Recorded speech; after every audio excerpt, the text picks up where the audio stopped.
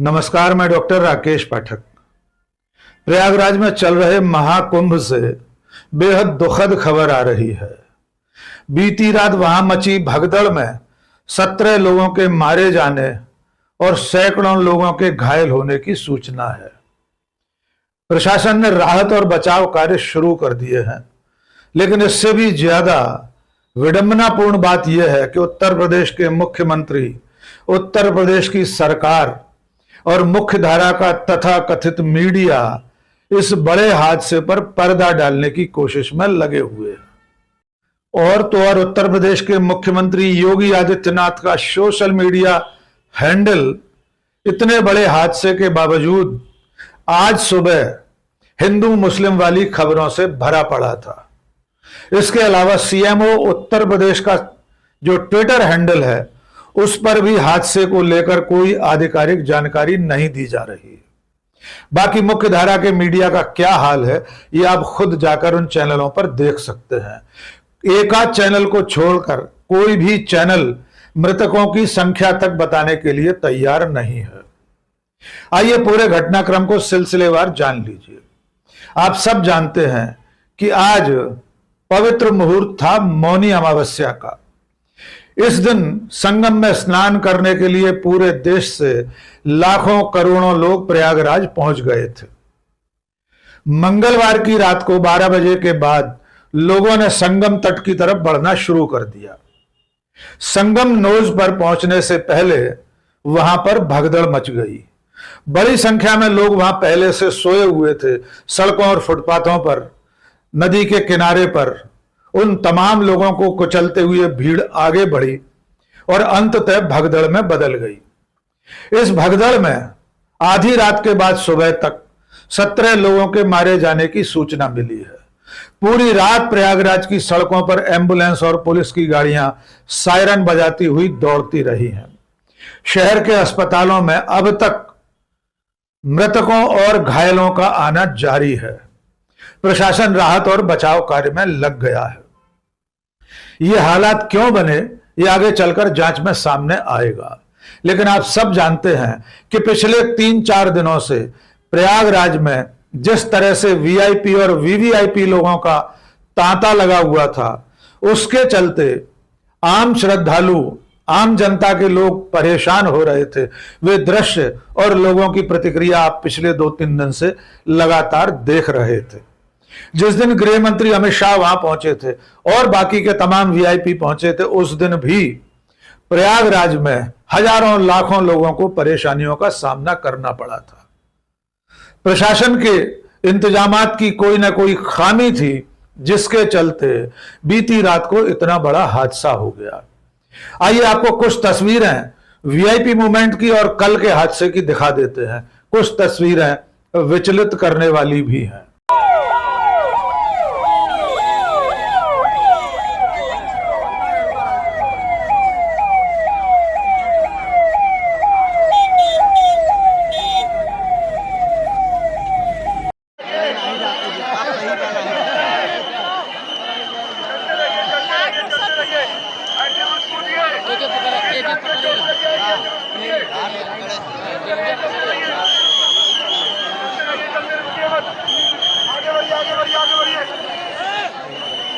आगे बढ़िए।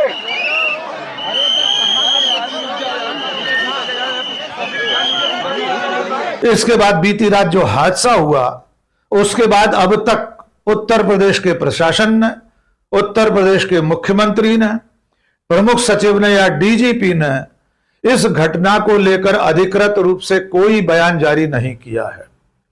जो मृतकों के परिवार हैं, उनके लोगों की प्रतिक्रिया सुन लीजिए। उससे अंदाजा लगा सकते हैं कि मृतकों और घायलों की संख्या इससे कहीं ज्यादा होगी। एक परिवार के सदस्य ने बताया कि वे लोग 20 लोग थे, लेकिन अब कुछ लोग ही बचे हुए हैं। आइए उनकी प्रतिक्रिया सुन लीजिए। 20 आदमी गिर गया उसके ऊपर, उसका डायबिटीज है, डायबिटीज नील हो गया, हाई प्रेशर भी है। कितना बजे? 3 घंटे बाद में पुलिस आया, मेघालय से आया। हम लोग का तो बाकी परिवार कहाँ गया? फोन लुके। कितने लोग तब गए थे? ओ उधर में तो बहुत आदमी, हॉस्पिटल में चला गया। क्या हुआ वहाँ, क्या नहीं हुआ वहाँ? अभी गया तो भगदड़ मची या क्या? 100 का ऊपर क्या भैया क्या हुआ? भगदड़ मची आंटी वहाँ? भगदड़ मची? बागदौड़ में से प्रशासन कुछ भी नहीं किया। इतना टाइम से सीआरपी को बुलाया, पुलिस को बुलाया, कोई भी नहीं आया, कोई भी नहीं आया। ऐसे अनेक परिवार हैं जो 10-10 या 20-20 की संख्या में आए थे और अब वे 2 या 4 लोग बचे हैं, बाकी लोगों का कोई अता पता नहीं लग रहा है। महाकुंभ में किस तरह की बदइंतजामी फैली हुई थी, इसके बारे में महामंडलेश्वर प्रेमानंद पुरी का बयान भी सुन लीजिए। उन्होंने स्पष्ट कहा था कि कुंभ मेला प्रशासन पूरी तरह से नाकाम हो गया है। उन्होंने ये मांग भी की थी कि महाकुंभ का इंतजाम सेना को सौंप देना चाहिए। यद्यपि हम इस बात से सहमत नहीं हैं, क्योंकि यह सेना का काम नहीं है। स्थानीय प्रशासन, पुलिस और राज्य सरकार का काम है इस तरह के बड़े आयोजनों की जिम्मेदारी संभालना। आइए सुनिए प्रेमानंद गिरी अपनी बात कहते कहते किस तरह भावुक हो उठे थे। कि आज कुंभ को प्रशासनिक व्यवस्थाओं के द्वारा कलंकित होना पड़ा है। पिछले स्नान के बाद भी हम सब अखाड़े वालों ने पूरे प्रशासन को सचेत किया था, और प्रशासन जब ये आंकड़ा देख रहा है कि 50 करोड़ आने वाले हैं, 40 करोड़ आने वाले हैं, जब प्रशासन का ये अनुमान था तो उसको सेना के हवाले कुंभ को क्यों नहीं किया गया, यहां प्रश्न विचारणीय है। मैं उत्तर प्रदेश के चीफ सेक्रेटरी और उत्तर प्रदेश के जो डीजीपी लाइन ऑर्डर हैं, जो डीजीपी हैं, मैं इन लोगों को व्यक्तिगत हमेशा कहता रहा कि आप सेना को बुलवाइए और सेना को ये कुंभ हवाले कीजिए, क्योंकि इतनी जनता आने के बाद ये पुलिस प्रशासन के बस का काम नहीं है। और उसका परिणाम है कि आज हमारे ऐसे ऐसे श्रद्धालु, किसी के बाप का बेटा चला गया है,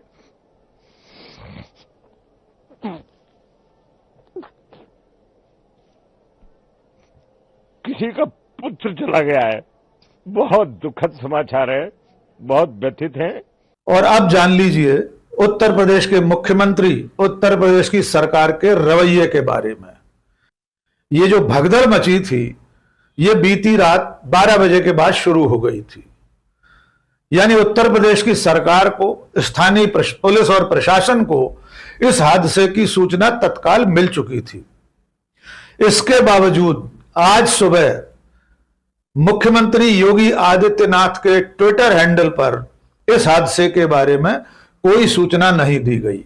इसके उलट योगी आदित्यनाथ का ट्विटर हैंडल दिल्ली के विधानसभा चुनाव में उनके भाषणों की कतरनों से भरा हुआ था। उसमें भी हिंदू मुसलमान वाली जो हेडलाइंस थी, उन अखबारों की कतरनें योगी आदित्यनाथ के ट्विटर हैंडल पर आप देख सकते हैं। स्क्रीन पर देखिए, योगी आदित्यनाथ उत्तर प्रदेश के मुख्यमंत्री अपने ट्विटर हैंडल पर दिल्ली में दिए गए भाषणों की कतरनें आज सुबह तक पोस्ट कर रहे थे। ये जो कतरन आप देख रहे हैं, ये दिल्ली की सरकार पर आरोप वाली है कि उसने घुसपैठियों को बसाकर लोगों के अधिकारों पर कुठाराघात किया है। दूसरी कतरन है रूमाल रखकर किसी भी जमीन को वक्फ की जमीन बता देने के मुसलमानों के दावे पर। यानी आज की सुबह भी, जबकि प्रयागराज में इतना बड़ा हादसा हो चुका था, उत्तर प्रदेश के मुख्यमंत्री योगी आदित्यनाथ अपने सोशल मीडिया प्रोफाइल्स पर सिर्फ हिंदू मुस्लिम नफरत वाली कतरनें साझा करने से बाज नहीं आए थे। इसके बाद क्या हुआ वो भी देख लीजिए। जब आज सुबह इस हादसे की खबरें तमाम सोशल मीडिया पर निष्पक्ष पत्रकारों, स्वतंत्र मीडिया ने साझा करना शुरू की, उसके बाद योगी आदित्यनाथ के ट्विटर हैंडल पर इस हादसे में मृतकों की सूचना देने के बजाय अफवाहों से बचने की अपील की जा रही है। पहला ट्वीट उन्होंने इस तरह का किया है कि महाकुंभ को लेकर अफवाहों से बचें, जो श्रद्धालु जहां है वहीं रहे। इसके बाद उन्होंने एक बयान जारी किया, वो बयान भी सुन लीजिए। इस बयान में भी उत्तर प्रदेश के मुख्यमंत्री ने भगदड़ में मारे गए लोगों के बारे में कोई सूचना नहीं दी है। 2 शब्द उन्होंने शोक संवेदना के नहीं बताए और जताए हैं। वे इस वीडियो संदेश में भी अफवाहों से बचने की बात कर रहे हैं। वे ये तक स्वीकार करने को तैयार नहीं है कि भगदड़ में कुछ लोग मारे गए हैं या बड़ी संख्या में लोग घायल हुए हैं। आइए उनका यह बयान सुन लीजिए। और इसीलिए मेरी अपील है पूरे प्रदेशवासियों से, पूरे देशवासियों से और सभी श्रद्धालुओं से भी, सभी पूज्य संतों से भी कि अफवाह पर कोई ध्यान न दें, संयम से काम लें। यह सब आयोजन सभी लोगों का है। प्रशासन उनकी सेवा के लिए पूरी तत्परता के साथ लगा हुआ है। केंद्र और राज्य सरकार पूरी मजबूती के साथ वहां पर हर प्रकार का सहयोग करने के लिए तत्पर है। लेकिन कोई किसी अफवाह पे ध्यान न दे। कोई भी व्यक्ति नकारात्मक अफवाह फैलाने का प्रयास करेगा, उस प्रकार से नुकसान हो सकता है। अब आपको एक और बयान सुनवाते हैं। यह बयान है महाकुंभ के डीआईजी वैभव कृष्ण का। वे भी टेलीविजन के कैमरे पर, न्यूज चैनल के कैमरे पर तमाम सारी बातें कर रहे हैं। वे कह रहे हैं सब कुछ सामान्य है, लोग स्नान के लिए आगे बढ़ रहे हैं। लेकिन जब उनसे यह पूछा जाता है कि कितने लोग भगदड़ में मारे गए हैं, तो उसके जवाब में वे कहते हैं कि अभी हम इंतजाम करने में व्यस्त हैं, राहत और बचाव कार्य में लगे हैं, इसलिए हमें मृतकों के बारे में कोई जानकारी नहीं है। यानी कल रात 12 बजे हुए हादसे से अब तक इतने घंटे बाद भी कुंभ मेला प्रशासन के डीआईजी वैभव कृष्ण को मृतकों के बारे में कोई जानकारी नहीं है। आइए सुनिए वैभव कृष्ण क्या कह रहे हैं। देखिए, बहुत बड़ी संख्या में भीड़ आज मौनी अमावस्या पे सुबह से ही आई है और हमारा अनुमान है कि आज 10 करोड़ से आंकड़ा पार जो है वो होगा भीड़ का। और सभी आसपास के जिलों से, दूर के जिलों से भीड़ आई है। हम लोग पूरे रात शाम से ही सारे हमारे अधिकारी भीड़ नियंत्रण में लगे हुए हैं।